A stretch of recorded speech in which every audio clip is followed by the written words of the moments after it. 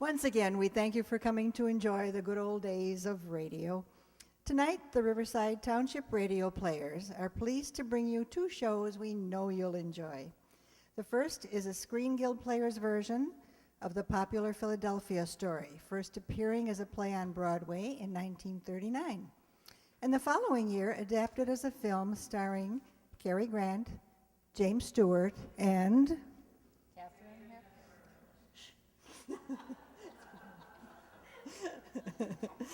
you bet, Katharine Hepburn. This was actually Hepburn's first big hit after a series of flops, and she by this time was considered box office poison.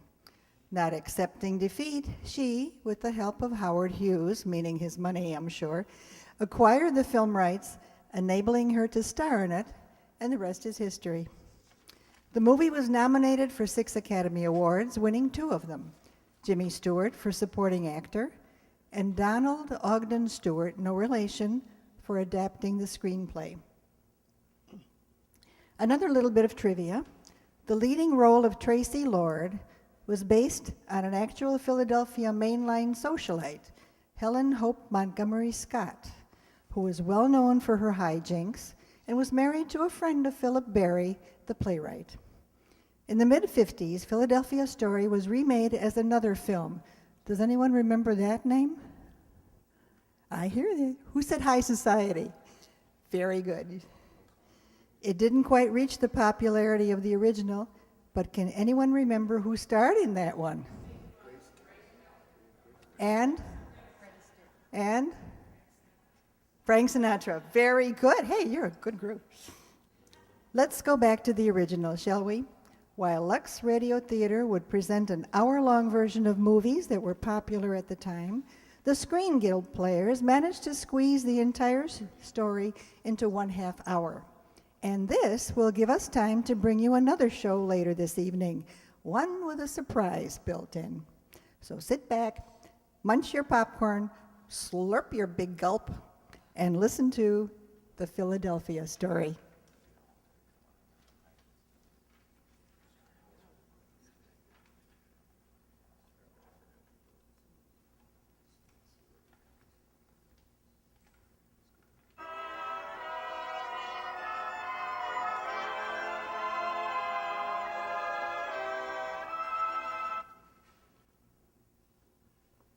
Good evening. Tonight, Lady Esther takes exceptional pride in presenting the Screen Guild players in Philip Barry's delightful modern classic, The Philadelphia Story. It stars the 3 brilliant players who made the story so memorable on the screen: Cary Grant, Katharine Hepburn, and Jimmy Stewart. The Lady Esther Screen Guild players in The Philadelphia Story.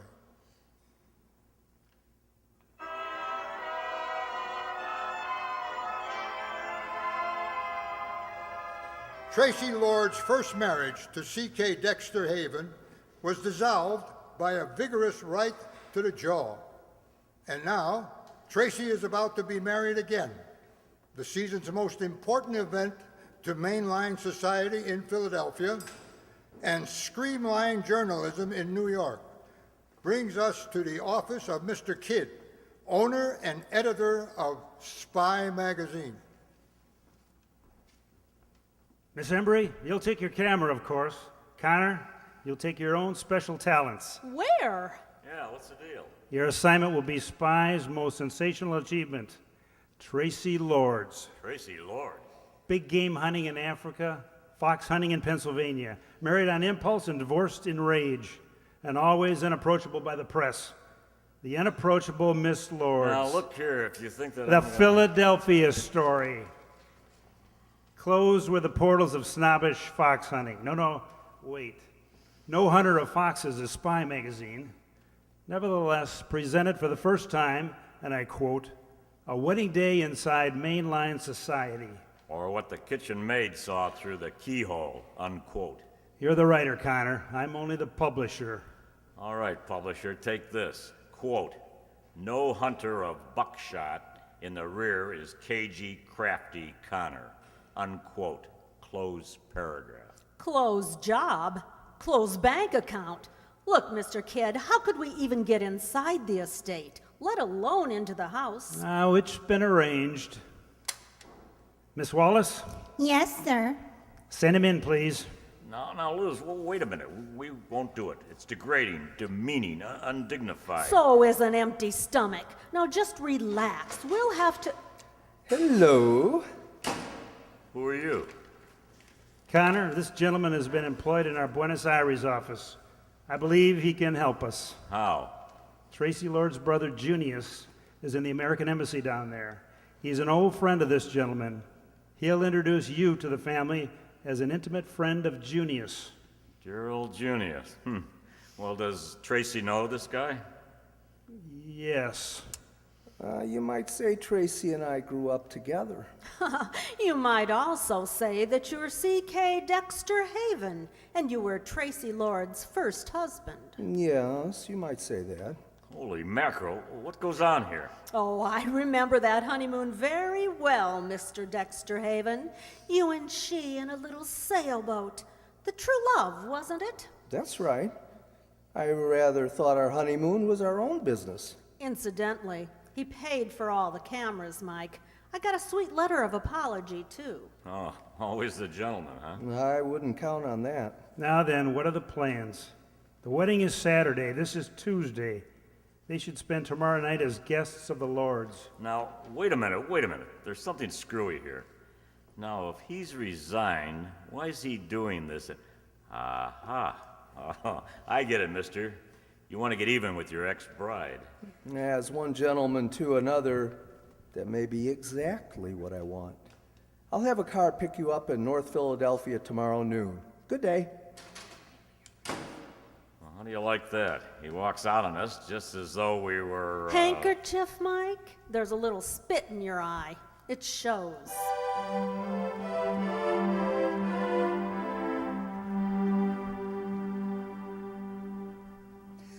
Oh dear, so many things to do in so little time. Tracy, when you finish listing those wedding Mother, presents... how do you spell omelet? Oh, it's 2 L's. No, 2 M's. Oh, one or the other. Omelet. That's a funny wedding present. Dinah, dear, it's an omelet dish. This was... It stinks. Oh, darling, don't say stinks. If necessary, smells, but only if absolutely necessary. Mother, if I ever finish writing down. Oh, this lamp. Isn't it awful? Here, let me see that card. Oh, yes, friends of your father's. Oh, wouldn't you know it?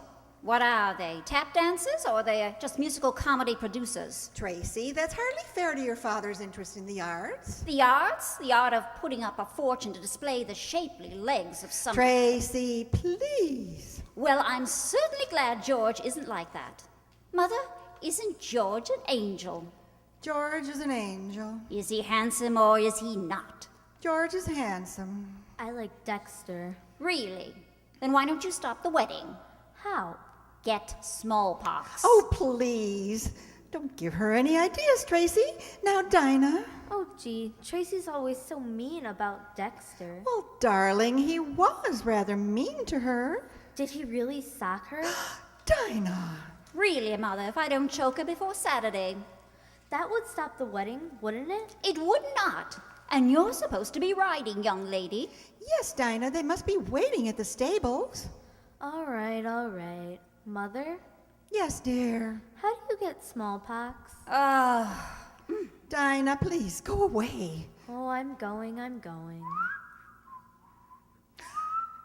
Now then, Tracy, let's get those lists finished. Mother, that whistle. Dexter, you're back. Dinah, my dream girl, my own true love. Oh, no, it can't be. He wouldn't dare. Mother, look who's here. Mother, it's Dexter. Well, hello. Dexter Haven, you go right back where you came from. I can't. Dinah says it's too awful here without me. Redhead, if you don't look in the pink. Much too nice for George.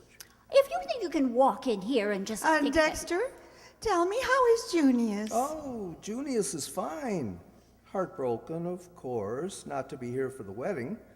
I suggested representing him as best man, Dexter, I appreciate your offer, but I'm afraid George would prefer to have his best man sober. Oh, yeah. Yes. Well, I'm sure you'll like the people Junius did send. People? That Julius sent, you said? Yes. Miss Embry and Mr. Connor. They're waiting now in the south parlor. You really ought to tell them what rooms they're to have. Rooms? Dexter, have you switched from liquor to dope by any chance? Well, it was Junius' idea, you see. They've been terribly nice to him, and when they said they were coming to Philadelphia... Dexter Haven, you're lying. I can always tell. Can you, Red? Yes, you have a habit of... Just a minute now. You went to work after the divorce, didn't you? Not right after. First, I tested several hundred bottles of bourbon. But after that, after that, you took a job in South America. Who for? A magazine. Ah, and it wasn't by any chance Spy magazine. Oh, you're just a mass of intuition. And I don't suppose Junius's friends are photographers by any chance. Well, not exactly by chance. I thought you were low, Dex, but I never thought... Oh, you! Oh, you're slipping, Red. I used to be afraid of that look. The withering glance of the goddess. I didn't think that alcohol would destroy your last shred of decency so soon. Well, I ought to... Tracy, please. Dinah? Mother, not yet. Come along, dear. You're late for your ride. But Mother, maybe he's gonna sock her again. Dexter, I'll have no argument about this. I want those people out of here, and you too. Yes, Your Majesty. But first, could I interest you in some small blackmail? No, What? Here you are. Galley proofs. An article complete with snapshots, details, and insinuations ready for publication in Spy. About your father and that dancer in New York. Father and Tina Mara? But that can't be. Oh, they can't publish this. It's got to be stopped. It is stopped. Temporarily. If you'll allow Miss Embry and Mr. Connor to turn in a story on your wedding, and when Mr. Kidd says story, he means story. I'm going to be sick. Yes, my love. An intimate day with a society bride. I am sick. Too bad. Well, they're in the south parlor, Your Majesty. Shall I conduct you in? Oh, don't bother, please. I'm sure I know the way.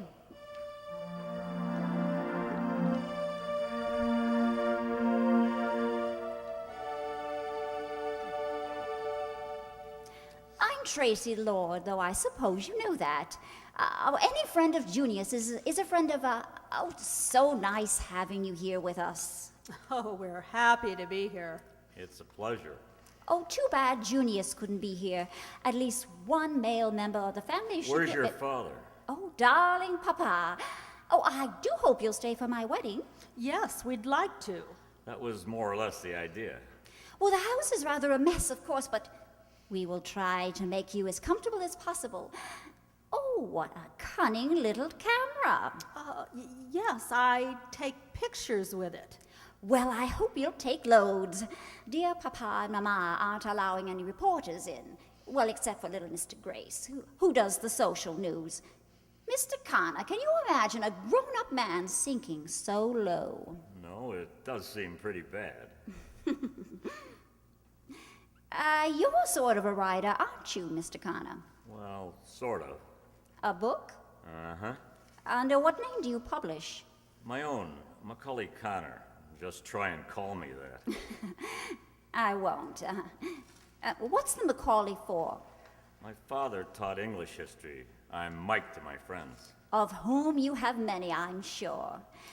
English history. It's always fascinated me. Cromwell, Robin Hood, Jack the Ripper. Where did he teach? I mean your father. In a high school in South Bend, Indiana. South Bend. It sounds like dancing, doesn't it? And this is your first visit to Philadelphia? A quaint old place, don't you think? Odd customs and such. where the scrapples eat fiddle on Sunday. But then you're still quite young. Well, I don't know about that. I'm 30. Really? Oh, one book isn't much for a man of 30. Oh, I don't mean to criticize. Well, you've probably got other interests outside your work. No, none, unless. Oh, how sweet. Are you two going together? Well, sort of. Engaged, I presume? Oh, no. But very much in love. Well, isn't that a little personal? Oh, is it? But it's so very interesting, Miss Embry. Miss Embry, if a man says he loves a girl, don't you think he ought to marry Hey, her? now, just a minute here. Oh, please, Mr. Connor, I asked Miss Embry a question. Well, it depends. I'm disappointed, Miss Emery. I've been very frank with you. However, I'll send a butler to show you to your rooms. You'll join us, I hope, at the swimming pool. Well, wow. That's what I say. Who's interviewing whom? Steady, old girl. Don't let it throw you. You want to take over? I want to go home, but since I'm on the job, I'll settle for the swimming pool.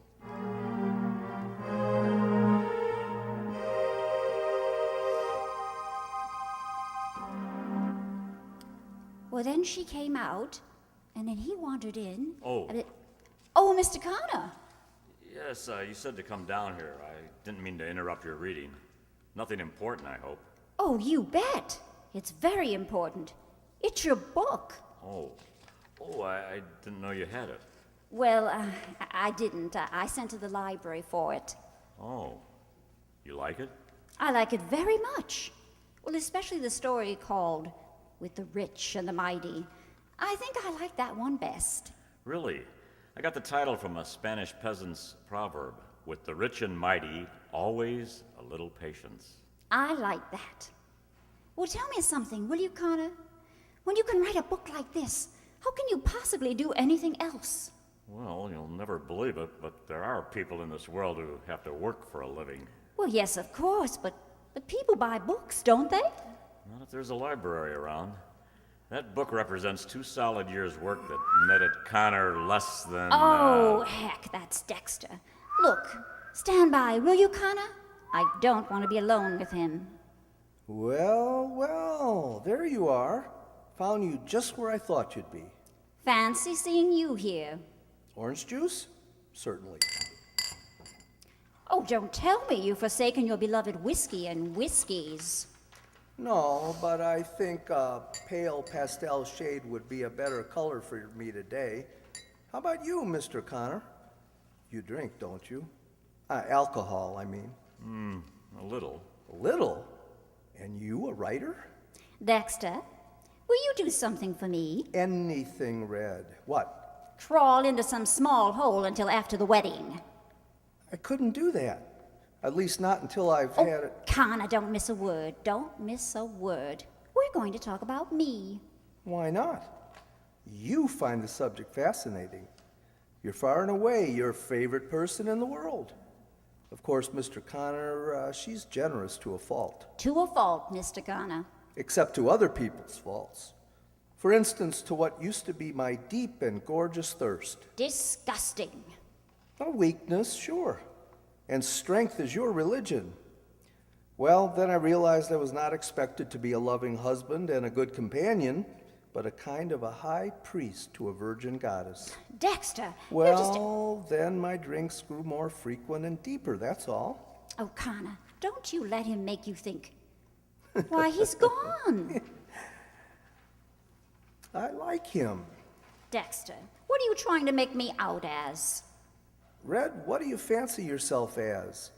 What are you trying to do with this marriage to George? How can you even think of it? George Kittredge is everything you're not. He's been poor, and he's had to work hard, and he's had to fight for everything, and I love him as I never even began to love you. Really? You really are in love? Yes, I am, and you needn't sound so contemptuous. I'm not, Red. Never of you. You could be the finest woman in the world if you could just learn to have some regard for human frailty. If only you'd slip a little sometime. But I guess that's hopeless. Your sense of inner divinity won't allow that. This goddess must and shall remain intact. This woman must represent her class, a special class, the married maidens. So help me, Dexter. If you say another word. Tracy, darling, are you there by the pool? George. That's the new high priest. I'll run along. Here, Red, I brought you a little wedding present. Sorry I had no ribbon to wrap it up. So long, Red. A present? I wonder what. Oh. There you are, my dear. I thought I'd run over and... Tracy, aren't you going to say hello? Oh, yes. Yes. Hello, George. What's that you've got? Oh, a wedding present. From Dex. It's a picture of the true love. We sailed her up the coast of Maine and back the summer we were married. My, she was yar. Yar? What's that? It means, easy to handle, quick to the helm, fast, bright, everything a boat should be, until she develops dry rot. Oh, George. There now. He'll not upset you anymore. He never appreciated you anyway. How could he? Anyone as wonderful as you. George, That's what I've always thought from the first time I saw you. You're like some marvelous, distant, queen, I guess. There's kind of a beautiful purity about you. George, It's what everyone feels. They worship you, darling. George, listen. I don't want to be worshipped. I want to be loved. Oh, you're that too. I mean, really loved. Of course. And I'll have to hurry, darling. Big party tonight, you know. I'll pick you up around 9.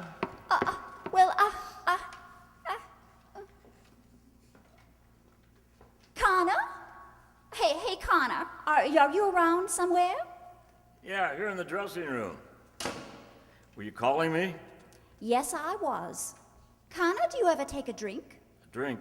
Oh, yes, sometimes. Well, that's good. Let's go in and open a bottle of champagne.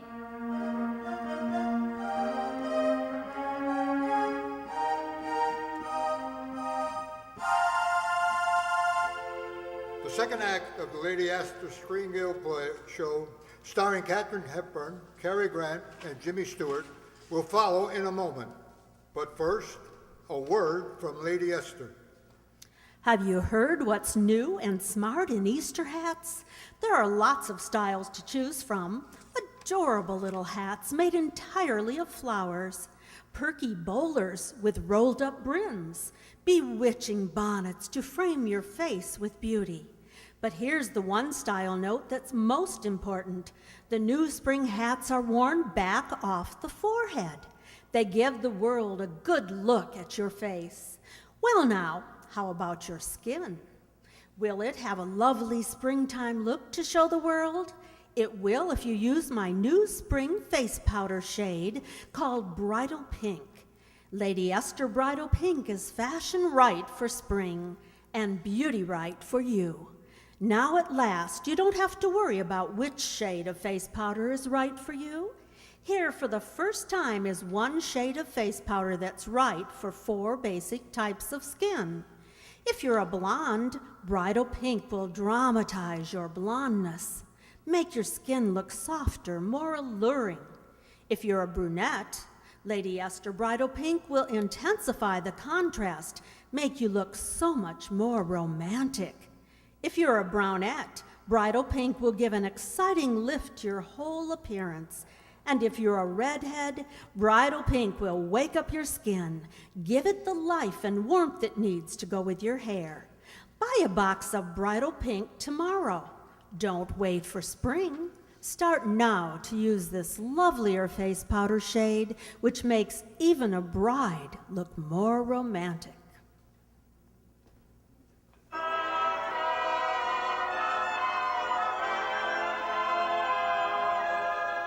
And now, Lady Esther presents the second act of the Philadelphia story, starring Jimmy Stewart, Katharine Hepburn, and Cary Grant. Well, that bottle of champagne was just the first. Later at the party on the neighboring estate, Tracy and Mike sampled quite a few more, until George departed in a huff and left Mike to escort Tracy home. That's where we find him now, just arriving with a bottle they've brought along for the road. Well, well, here we are, Professor. You know, it's funny. I never noticed this light before. Silly. That's the swimming pool. Oh, you know, champagne's tricky. I'm used to bourbon. Bourbon's a slap on the back. Champagne's a heavy mist before my eyes. Oh, a quick swim will fix that. Dexter and I always swam after parties. Let's forget about Dexter. Have a drink. Why not? Mike? Mike, do you hear a telephone ringing? You did a little while ago. Now I can't hear. Well, now, yes. Now I do. No? Well, it's very far away. That's my bedroom telephone. And it's probably George. No, I'd better go in. No. It stopped. Fine. Drink your champagne. That's a good idea. Hello, you. Hello. You look fine. I feel fine. Did you like the party? Sure. The prettiest sight in this fine, pretty world. The privileged class enjoying its privileges. You're a snob, Connor.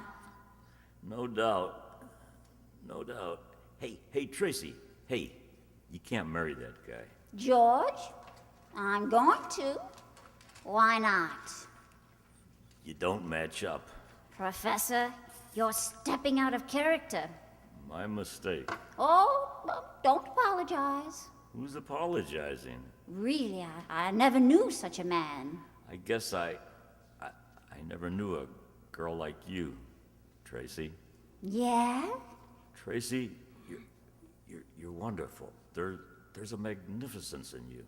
Mike. A magnificence that comes out of your eyes and in your voice and in the way you stand and the way you walk. There's fires banked down in you, Tracy. Hearth fires and Holocaust. Mike, you don't think I'm like a goddess? You're flesh and blood. That's the blank unholy surprise. You're the golden girl, Tracy. You're full of life and warmth and delight. Hey, what goes on? You've got tears in your eyes. Oh, shut up. Oh, Mike, keep talking, will you? What good is talk? Tracy. Oh, Tracy. Golly, Moses. Nobody's ever kissed me like that before. Tracy, I want to tell you something. Please. Well, all of a sudden, I've got the shakes. Please, Tracy. It's as though my insteps were melting away. Gee, what is it? Have I got feet of clay or something? Tracy, you're so lovely. Wait, I know, the pool. There's a moon and it's warm, and we could go. Now? Now. Mike, put me in your pocket, and let's go swimming.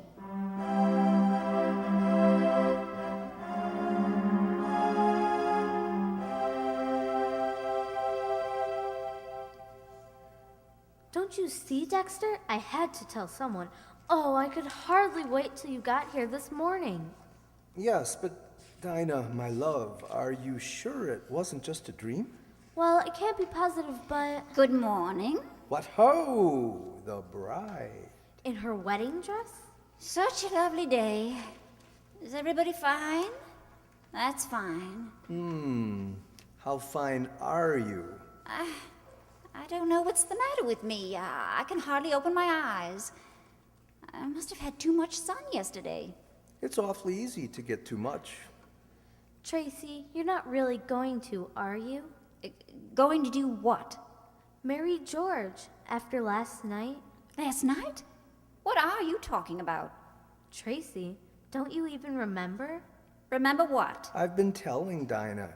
It was just a dream. A dream? What kind of a dream? Well, last night it was awful late, I guess. I woke up and looked out my window, and guess what I saw? What? Mr. Connor. Mike? Uh-huh, sort of coming from the pool, with both arms full of something. What do you think it turned out to be? What? You, and some clothes, and you were sort of crooning. I've never crooned in my life. Well, then what? Then he carried you into the house, and I could hear him take you into your room. Mike and me? Well, I'm going crazy. Well, I'm standing here on my own two hands and going crazy. What else? Well, after that, he... Good morning, everybody. Oh, well, morning, Connor. How do you feel? Oh, Well, Mike, what happened to your chin? my chin? Oh, well, you see, Tracy, I didn't get to tell you. When Mr. Connor came out, George was waiting for him. No.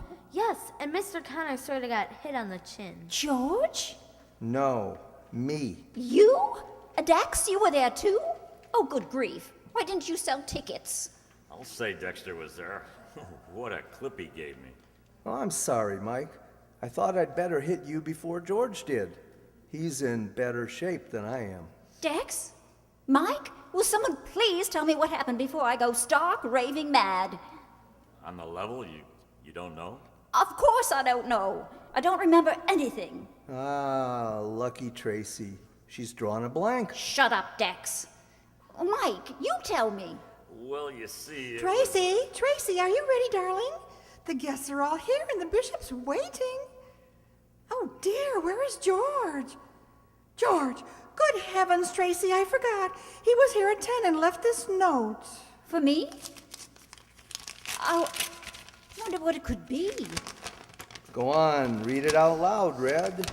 We're all friends. Yes, I will. Well, listen to this. Quote, "Your conduct last night was so shocking to my ideals of womanhood that my attitude toward you and the prospects of a happy and useful life together..." Tracy? Hello, George. Tracy, I didn't dream you... All these people? Why? It's only a letter from a friend. They're my friends, too. I thought I ought to come and explain. I mean... It's clear enough, George. You're chucking me over, and good riddance. Well, after all, I have a point, you know. On the very eve of your marriage, Just a minute, George. Mike, why don't you tell them what happened last night? Well, exactly 2 kisses and 1 late swim. After which I deposited Tracy in her room and I left. You mean to say that's all there was to it? I do. Why? Was I so terribly unattractive, Mike? So distant? So forbidding that the No, two... no. You were extremely attractive and far from distant and forbidding. But you were also, well... Pretty pixelated, Red. Yeah, and there are rules about that.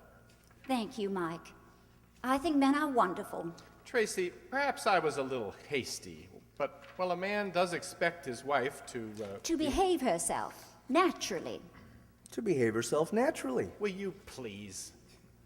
Well, I'm sorry. Tracy, if you're willing to let bygones be bygones, what do you say?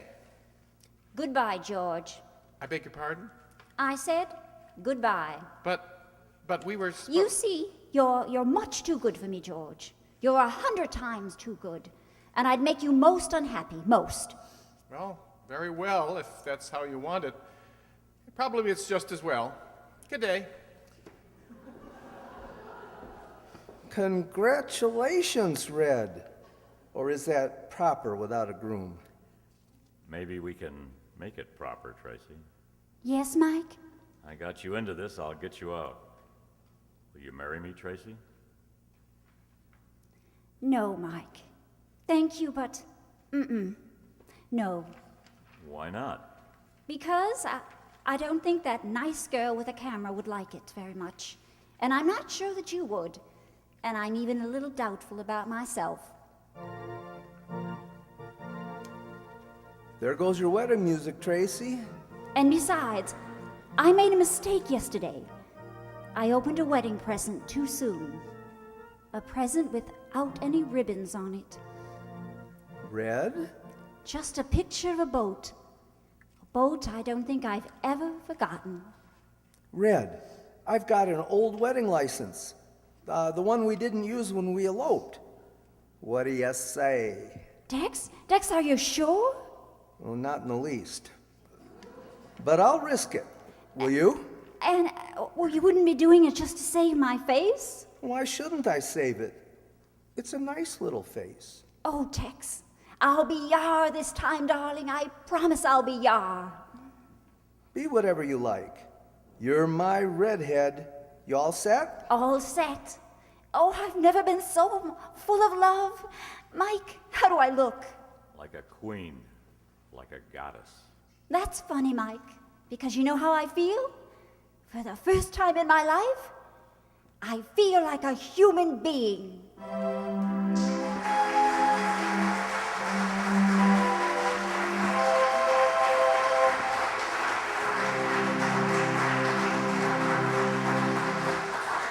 Thank you, Jimmy Stewart, Cary Grant, Katharine Hepburn.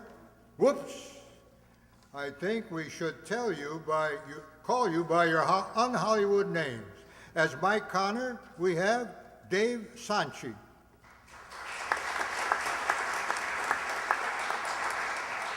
Instead of Cary Grant, we have Jay Summerfield. And playing the role of Tracy Lord, that was Donna Amesmeyer.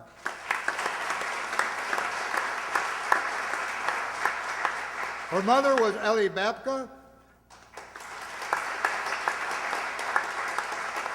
And joining our cast tonight for the first time was little sister Dinah Lord, as played by Brookfield resident and student of Timothy Christian School, Ruth Hruska.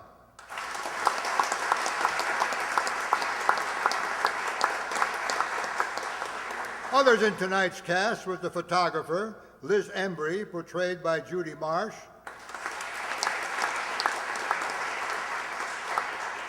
the editor and owner of Spy Magazine, Tom Lenz,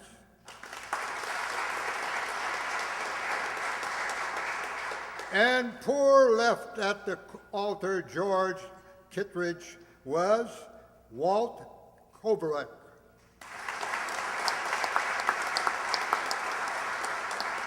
In the role of the famous Lady Esther, dousing you with her face powder, was again Judy Marsh. And brilliantly reading her one line as a secretary, hope you didn't miss it, was our Ellie Babka. Our sound effects were produced by Tom Lenz, with music being added by Mary Ann Sedlak.